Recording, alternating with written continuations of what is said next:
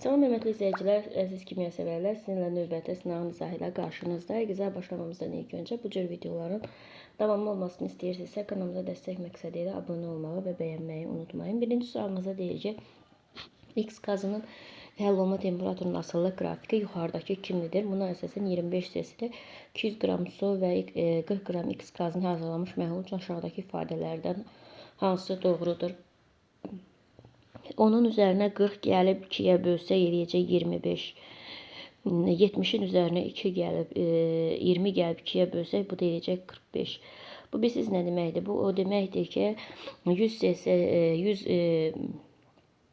qram məhlulda 25 cc-də 45 qram maddə həll olur, doymuş məhlul alınır. Bu qaz halında olan maddənin həll olmasının temperatur asıllıq qrafikidir.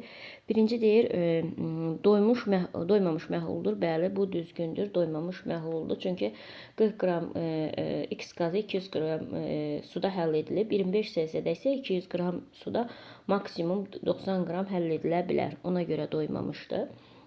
İkinci deyir ki, temperatur 40 cc-yə qədər artırılarsa məhlul doymamış olar. Deməli 40 cc 100 ml suda 220 qram qaz həll olur. Deməli 200 ml suda da 40 qram qaz həll olacaq, məhlul doymuş olacaq. Bu da doğrudur. Deməli temperatur 10 cc-yə qədər artırılarsa məhlul doymuş olar. Bu yanlışdır. 10 cc-yə qədər artırılarsa daha çox qaz həll olduğu üçün məhlul doymamış olacaq. Ona görə də düzgün cavabımız olacaq 1 ilə 2.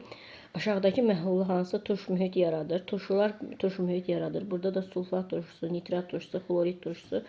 Bu da A variantına uyğun gəlir. Hansı neytral mühit? H ilə OH-ın bir-birinə bərabərdirsə bu mühit neytraldır.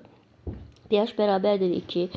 A millilitr natrium hidroksid məhlulu ilə pH bərabər 12 olan B millilitr xlorid məhlulun qarışdırılmasının alınan məhlul üçün hansı ifadə doğrudur? Yadınızda saxlayın ki, pH bərabər 2 olan natrium, əslində burada biraz səhvlik var. Çünki pH bərabərdir 2-dirsə bu turşudur.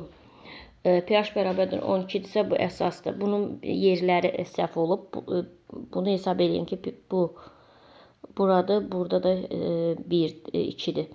Çünki turşularda pH-ı 0-dan 7-yə qədər, turşuda yadınıza saxlayın ki 0-dan 7-yə qədər, əsasda isə 7-dən sonra, 7 daxil deyil, 7 neytral mühitdir, 7-dən 14-ə qədər.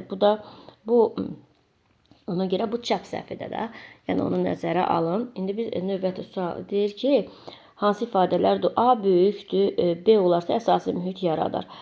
Bəli, bu düzgündür. Eyni həcmli olarsa, əgər həcmi böyük olanı nədirsə, onun mühiti də özünün mühitində yaradacaqdır. Yəni, əsası mühit yarana bilər.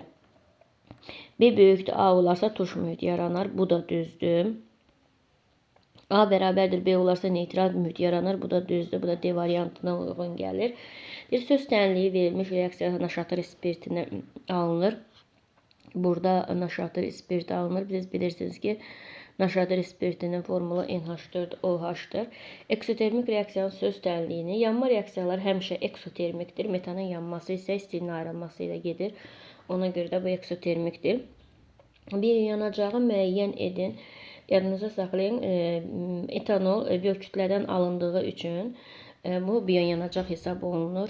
Sonra kondensləşmə prosesini müəyyən edin. Qaz halından may halına keçid prosesidir. Kondensləşmə prosesi. Deməli, maddənin endotermik proses zamanı temperaturun dəyişməsinin zamanın asıllıq qrafiki verilmişdir. Uyğunluğu müəyyən edin.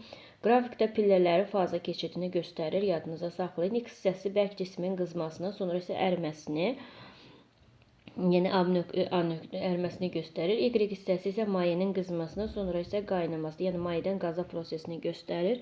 Ona görə də deyir, qaynama temperaturu birincisi düzgün deyil, ikincisi də ərimə temperaturu bərkdən mayəyə, bu düzgündür, 2 düzdür. Sonra qaynama temperaturu mayədən qaza, bu da düzdür. Sonra ərimə temperaturu mayədən bərkə, bu yanlışdır. Ona görə də D variantı uyğun gəlir. Eksotermik prosesi müəyyən edin. Yadınıza saxlayın ki, bərkdən mayaya keçməsi endotermikdir, yəni ərimə prosesi. Mayədən qaza, yəni mayədən qaza keçmə prosesi endotermikdir, yəni buxarlanma prosesi. Qazdan mayaya keçmək eksotermikdir, kondensləşmə prosesi. Mayədən bərkə keçmək eksotermikdir, donma prosesi. İndi bunlar da uyğun olaraq deyir, bizə də nə deyir? Eksotermiklər də oldu. 3 ilə 4, yəni qazdan mayəyə, bir də mayədən bərkə. Bu qədər, diqqətinizə görə sağ olun. Bəyənməyi və kanalımıza abunə olmayı unutmayın.